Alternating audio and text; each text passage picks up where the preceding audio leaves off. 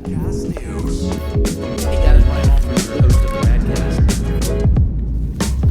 You're listening to the Radcast. If it's radical, we cover it. Here is Ryan and Riley. Here's your host, Ryan Alford. Hey guys, this is Ryan Alford. Welcome to the latest edition of the Radical Marketing Podcast. The Radcast, as we're now being known. Still getting used to that, Radcast, podcast, but how many casts can you have in one name? We'll get as many as we can. But I'm excited to be joined today by Henry Wilson, who is the founder and CEO of The Perfect Daily Grind. Henry, really appreciate you coming on. Thank you for having me. So, Henry, let's jump right into it. We talked a little bit pre-episode. Coffee is a religion, and I think you're. I don't know exactly what denomination you'd call yourself, or if it's just one religion under all. But I'd love to just start with what got you started in the business and where your passion of coffee came from, and then we can dive into some more specific things. And I hope, first and foremost, I think it's a prerequisite to say I hope you've stayed safe and sound through all of the worldwide pandemic that's been going on. Quite the world changer, but really appreciate you being on and look forward to hearing some of your story. Yeah, well, firstly, thanks so much for having me on the podcast. It's a great privilege to be here speaking with you. Yes, so just to go into a little bit of my story with coffee. When I finished university or college in the UK, which I studied geography, totally unrelated to my current career, I had a sabbatical period before I started my first job, which was working as a management consultant in London. Again, not related with coffee. And then during that period, I decided that I wanted to travel around Central America to learn more about coffee, because in the previous summers, I'd always gone back and forth from South America, predominantly Ecuador and Colombia. I had like an intellectual curiosity in coffee about where it came from, how it was produced, all of the people along the supply chain. But I felt like I wanted to learn a little bit more. So I basically got a flight and traveled on my own from Costa Rica to Guatemala for around 4 months. And I visited every player on the supply chain in a coffee producing country setting. So I spent time with roasters, both higher level commercial roasters to smaller micro roasters, went to different coffee shops, visited different coffee farms, exporters, traders, spent some time even hanging out in fertilizer shops, just basically trying to learn a little bit more about coffee. And I visited lots of different producers in lots of different settings, from very small rural producers to producers who were much closer to the urban areas, to farmers who had incredibly small farms where they only produced coffee, to diversified producers where they are doing intercropping. And I met one producer actually in Honduras, in a coffee producing region called Marcala. And I just remember that he took me to his farm and was explaining to me about the quality of his coffee, and he just had endless experiments that he was doing in the farm. So, for example, he was growing papaya trees because he felt that by having papaya trees next to the coffee, that would somehow improve the cut profile of the coffee. He had some issues with drought during the coffee season, so he had basically collected coconut husks and had basically wet them and buried them during the rainy season, and then during the dry season, the coffee was more resistant, and he had all of these things. And I remember asking him, I said, look, how do you share this information with everyone? How do people know?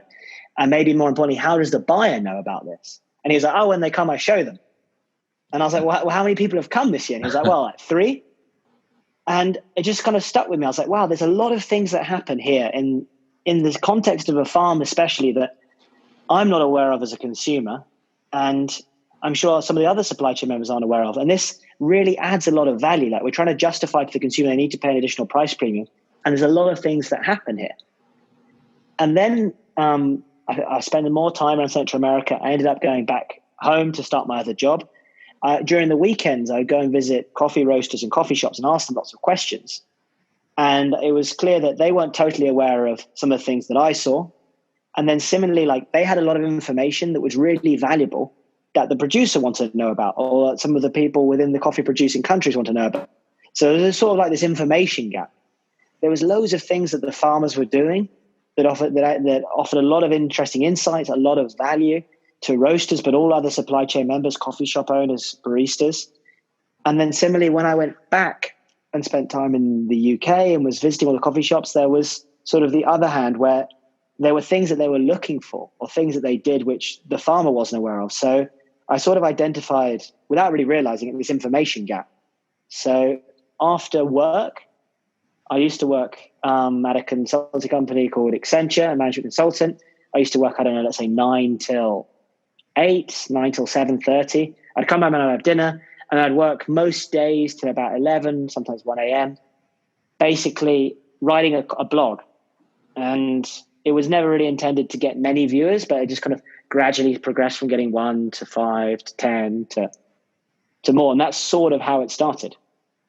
That's great. And now it is, where do you rank yourselves as far as, I mean, it appears, and you have hundreds of thousands of visitors a month. I saw you surpass, a couple million a year, if not more. I'm sure it's growing by the day. Where do you rank as far as that knowledge level? It seems like you're in the top 3, if not number 1. Yeah, I mean, we're aiming this year. I expect we'll get perhaps 8 million page views, and then several million unique visitors. And it's difficult to compare ourselves to other publications. I guess I like to think we're different because we're trilingual. So we're available in English, so that obviously our key readership, but then also in Spanish and Portuguese, so that people in the coffee producing countries can read and be on the same page and engage with the material on their own terms as well. I'd say we're certainly an industry leader, but we don't really compare ourselves. What we've always tried to focus on is being data-driven, leveraging new technologies. So we really focused a lot and have several staff members just working on social media and being accessible. So we realized after a while that in order to be accessible, we couldn't just be in one language. And also to be accessible, we have to have information on the whole supply chain. So not just talking about, say, what's happening at a farm level or what's happening in a coffee shop level, but to try and be that voice for the whole coffee industry. Yeah. So does this passion from you, it's funny, I enjoy coffee, but, it's the caffeine buzz, but I'm more of a wine connoisseur. It seems like there's some parallels in the grapes being grown, the coffee beans, but, whether it's catching a buzz with wine or loving the taste or the caffeine jolt, where did that passion originate for you? Well, for me, it was never really about the coffee. Yeah. So a lot of people that I know in the industry, they adore the taste, the sensorial profile of coffee, and that's what them. I was always interested and enjoyed a high quality cup of coffee. And as I was exposed to better and better coffee, I loved it. But it was more about the people in the industry. So it was more about really spending time in Latin America with different groups of coffee producers and realizing that there was an opportunity to do something which offered value and that had purpose. So it was like, okay, just by creating a coffee blog, we can work towards alleviating some inequities in the supply chain. We can provide free education. We can give a platform for farmers to share their voice. We can unite all the different players. So for me, it didn't have to necessarily be coffee. I think it just fell into coffee because of what happened. But it was always about really the people behind it. And it's an interesting parallel you draw with wine, because when I first started in coffee, I really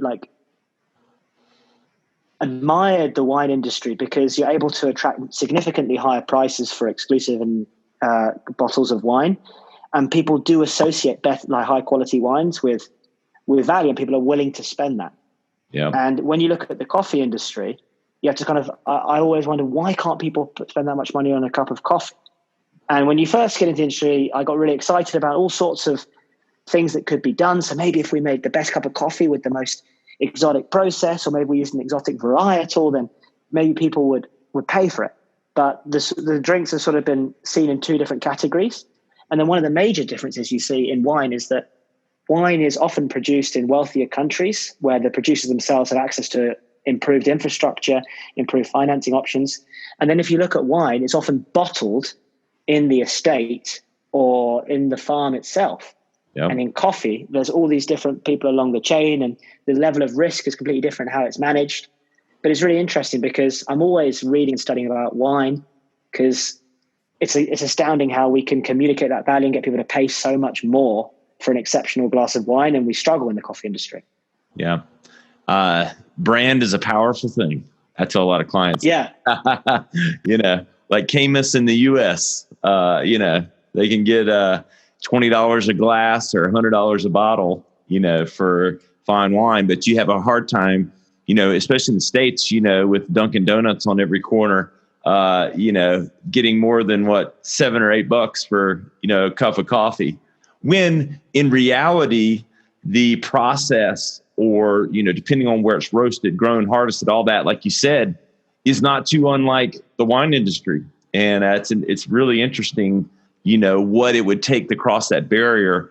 And I don't know if it gets down to if it's so complex as much if it's just the reality with wine is, you can drink 2 or 3 bottles and keep going, I guess. I don't know if you can drink 8 glasses of coffee or cups of coffee. I guess you could. Some of it might lie in that simplicity. But talk about the kind of organic growth, with Perfect Daily Grind. Kind of going through the site, I see both the education and the information gap. I see that, and then I do see you guys kind of leveraging some of the interest level and the passion points, but I'd love to know kind of the, organic growth of the content on the site and kind of the thinking and building out all of the platforms you have. Well, so in the construction of content, this was a key point for me. And I remember actually listening to, I don't know if you're familiar with Jonah Berger. Yeah. He's written the book Contagious and done a few good presentations and speeches available on YouTube. But he really talked about contagious content and how to create content which resonates with an audience. And I remember myself when I was starting off or curious about coffee, I remember feeling like the information available was either exclusive and not really relevant to me. I wasn't part of that crowd, so I didn't really feel like I was welcome to join in and be part of that. And then some of the information was oversimplified.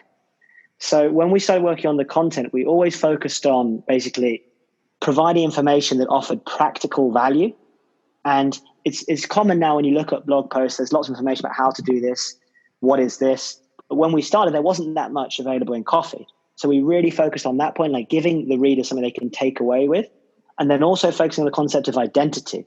So like we've got major players within the coffee industry on all sides of the supply chain, which they take their jobs and very seriously. So baristas, coffee roasters. So focusing on those individuals and being like, okay, well, what do they look for? And how can we build content which directly appeals to them, as opposed to say, let's build in content which is available to everyone. So we really focused on that point of, okay, well, let's build content for specific targeted readerships. And that led to a lot of growth. And then basically, I mean, the process that we have for articles, and we're constantly reviewing the analytics. So it's sort of a match between producing content that we know is popular, will get lots of hits and is interesting to our audience, and also balancing that out with what content do we want to be known for, because there's certain things which you can write about and they're guaranteed to be really popular, but in the long run, that doesn't really deeply resonate with our brand.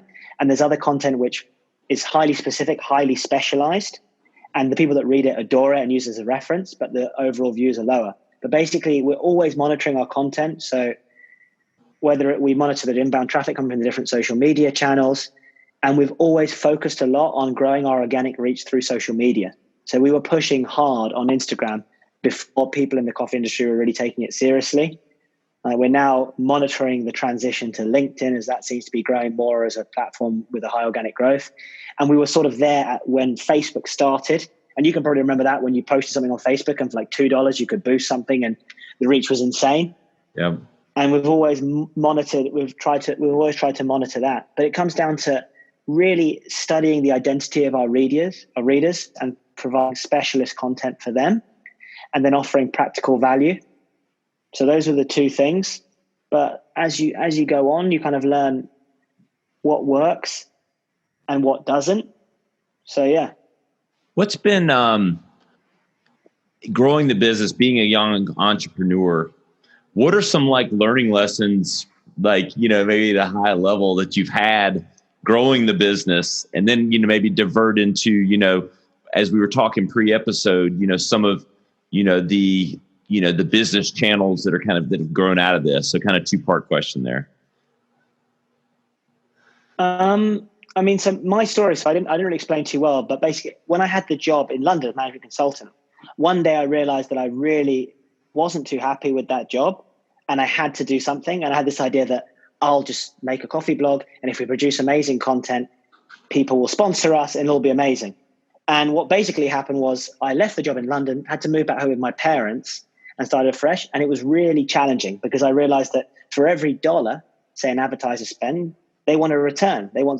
And every dollar they spend is precious. So I had to really wait a while and study and adapt and see where could we add value for our advertisers, and also similarly value for the readers. And then it's been, I think, 4 or 5 years, maybe a little bit longer, since we started Perfect Daily Grind, or since I started it. And the key lessons I think I've learned is that for us, we're always very, very value driven, in the sense that whenever we take on a new project or we're working on something new and interesting, we have to have a clear value proposition which can be explained in 1 or 2 sentences about why we're doing what we're doing.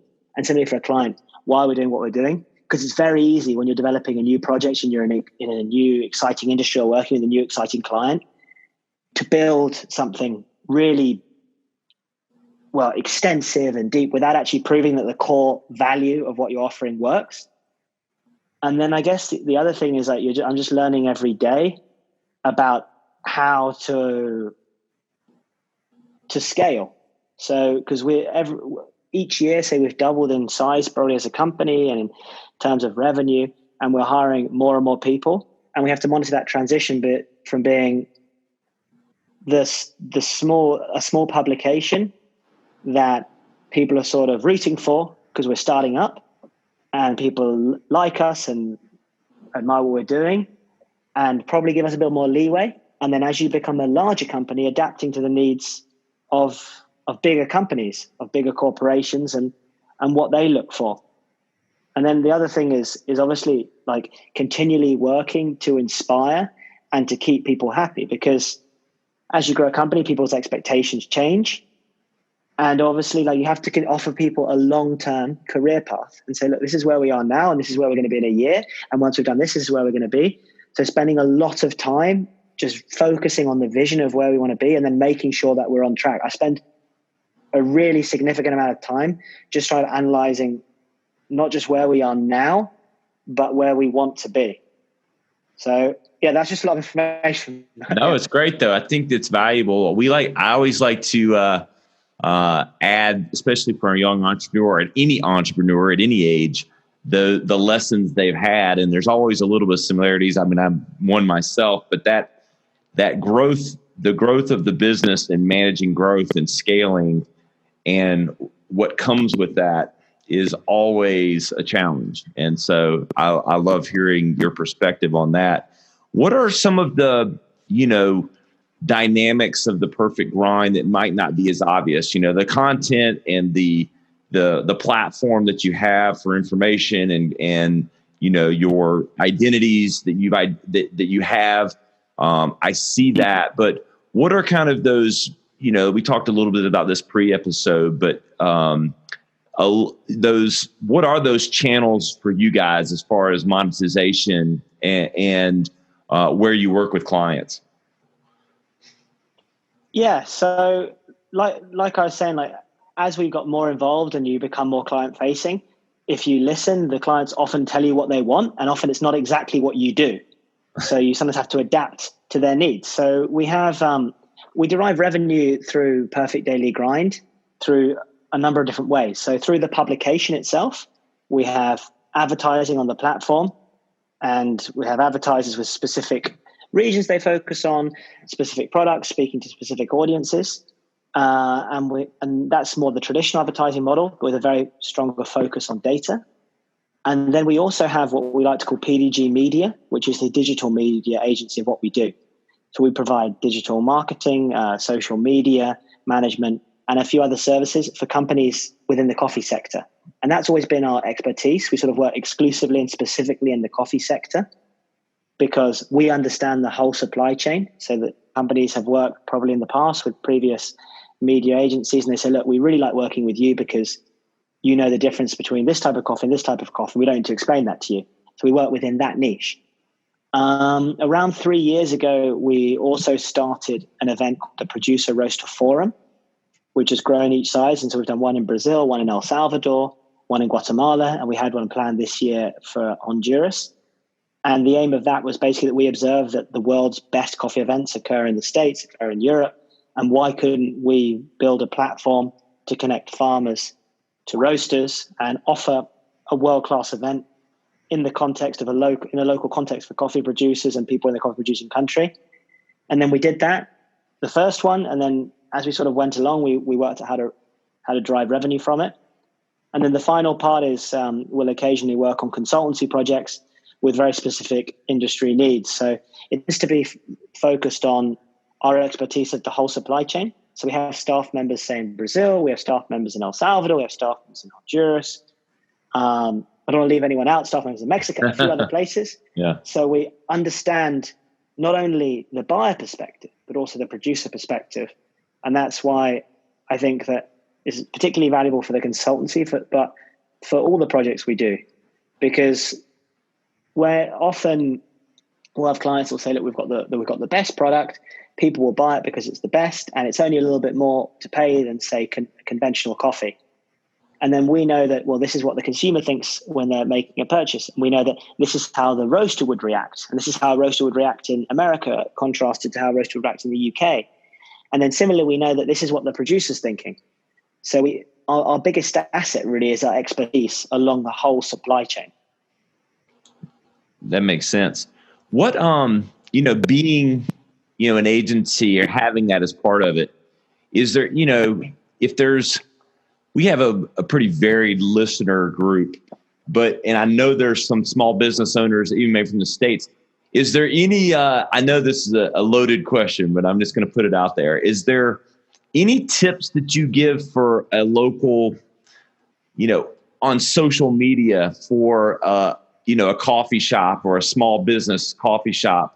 Any broad tips that you give specifically? I know it gets specific to each story and all that, but is there anything that you'd share that you would counsel someone that might be listening in that field?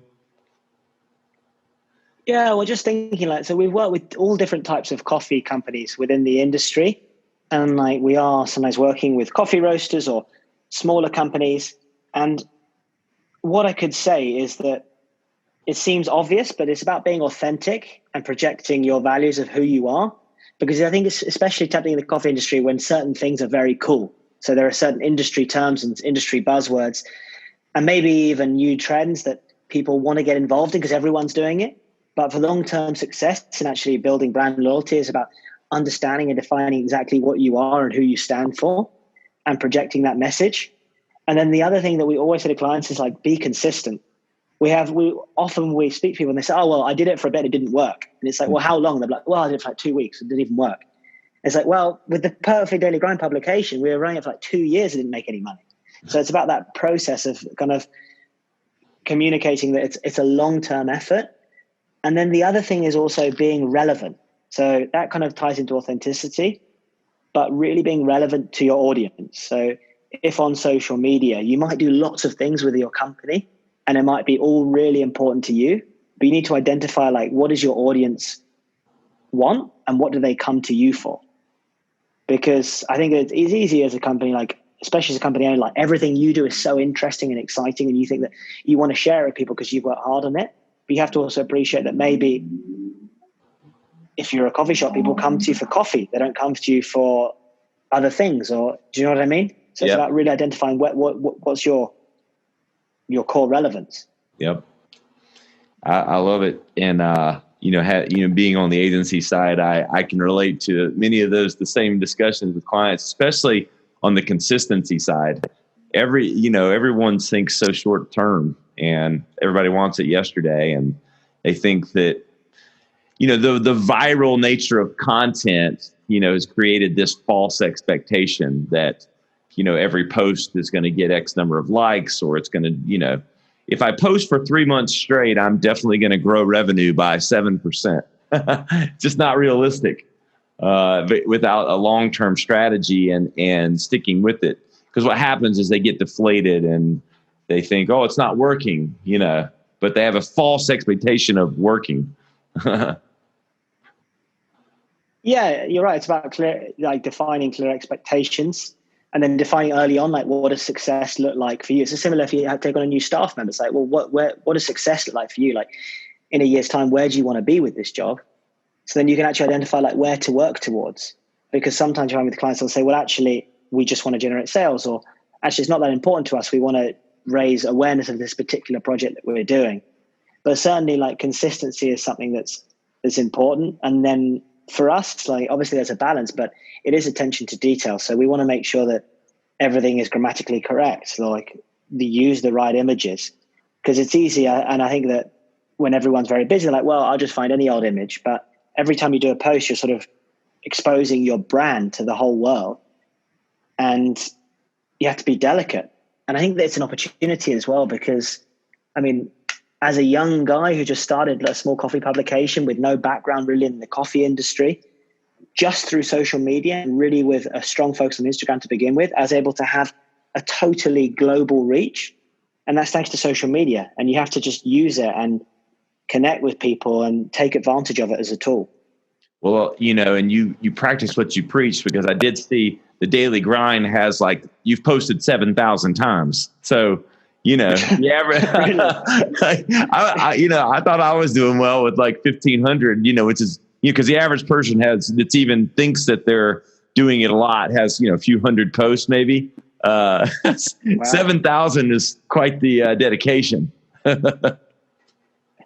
Is that just on the English, or is that on the Spanish and Brazilian? I think it was just the English. So, yeah. There's a rap group called Migos in the U.S. Walk it, talk it, talk it, walk it. So walk it like you talk it. You're doing it. Wow, that's a lot. That makes me think. That is a lot of time. Yeah, I'm pleased to hear that as well. Another thing is you notice that as you grow and you get more followers. So we're a niche publication. I think we have around 150,000 on Instagram. Is that it becomes a challenge, because as you get more followers, it becomes more difficult to build an authentic relationship with your followers and also have high engagement, because as the algorithms are consistently changing.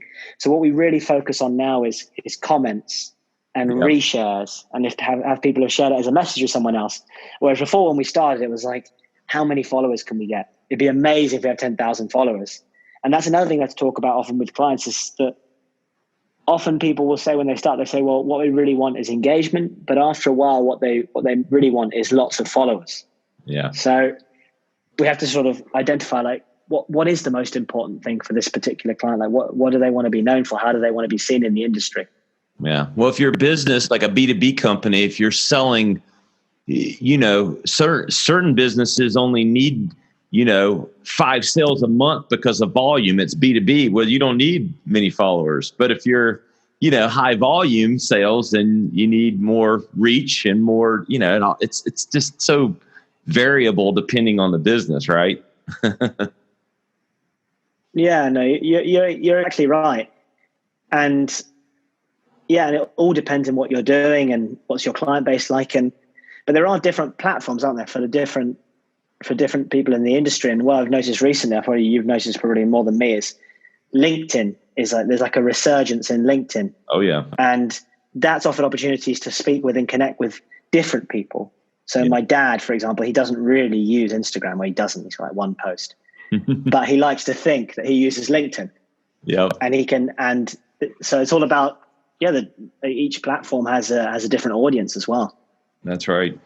As I kind of close out towards the end, but what have you seen as the impact to maybe both your business and maybe the coffee industry as a whole with the whole pandemic? I mean, what's been your perspective of the impact from that? Also, as a coffee publication in terms of page views, we've seen a rise because I think a lot more people are dedicating more time to education, probably learning, and people have some more free time because they're at home. Yep. From a business perspective, so most of the clients we work with, we try to negotiate extended contracts. So it's very unusual that we have a one-off. So a lot of time that the concern so much isn't now, but is that when it comes to contract renewal at the end of this year or beginning early next year, what's that going to look like? So, but what I said to the team and to everyone, I said to the team and who we work with is that right now we've taken this time to focus more inwardly. So looking at what core value do we offer as a company, what are our assets, and how can we leverage that to perhaps create new revenue streams. So as I mentioned before, we already have quite a diversified portfolio of revenue streams, but really focusing on our audience that we have. So we have a really high number of visitors on our publication on a daily basis. And what do they look for and what aren't we giving them? So so we're working on a couple of new projects for those things, and then also just improving our brand. So rather than say to the colleagues like, oh, well, we don't really have much to do, because we're also traveling a lot less as well. So even though if our workload is exactly the same, I'm supposed to have gone abroad like 5 times over the last few months and haven't left, obviously. So I find myself with more time, but really communicating to the team that this is a long-term vision of what we're doing. So that even if, say, you find you have more time or you're not sure what to do, like we can work on improving our brand. So we launched the publication in Portuguese. And for example, for the media agency, we had a very poor website for that. So we basically rebuilt the website for that. For the event that we do, we rebuilt the website. So also working on internal changes. But I think like when you run a company, you sort of get used to always having concerns and things to worry about and things to monitor, even when things are going well. Mm-hmm. And for us as a company, it was more just like, okay, well, we're aware of everything that's happening. So we just need to keep doing what we're doing and look at ways of diversifying our revenue in the future and leveraging our assets. And then in respect to the coffee industry is more of like a general overview. So I think in the coffee industry, we've seen a big growth over the last few years of the independents in the coffee shops, independent roasters, and even the rise of, say, the more independent or artisan coffee chain. And a lot of those coffee shops or coffee businesses specialize in selling the premium coffees that can cost more to produce from the farmer, and hence people pay additional prices for those. And I think when it initially happened, there was a concern that obviously if all these coffee shops close and restaurants close and hotels close, there's going to be a drop in demand. And what's going to happen? Is it going to affect these more exclusive, higher quality coffees, or is it going to affect the lower volume, the less high quality, more commercial coffees? And what we saw was that I think overall consumption of coffee has fallen, but you also have to bear in mind that every year we've had incredible growth within the specialty coffee sector and global coffee consumption as well. And then there's also been a resurgence of people brewing coffee at home. And when people brew coffee at home, I also is a big opportunity because before a lot of people sort of saw buying quality coffee at home as not a priority. Yeah. And now they're looking for that affordable luxury. They're looking for something to do. They're looking for how they can improve their coffee. So we've seen an increase in demand for quality coffee at home. And I just went to the supermarket or the grocery store the other day and I was analyzing the offering of coffee. And it's even over this period, a lot of the supermarkets who are more, I guess you could say, mainstream, that cultivate to the general consumer are offering much better coffee. And then I think that obviously there has been a drop in demand in coffee shops, but the way businesses can look at it, if possible, is that hopefully they've opened up a new revenue stream through their web online presence, which is only going to grow in the future. And then that will exist even when things get back to normal. So, I mean, at the moment in the UK, I think it was discussed that early July, restaurants and restaurants and cafes are opening again. And I think it's just going to gradually adjust.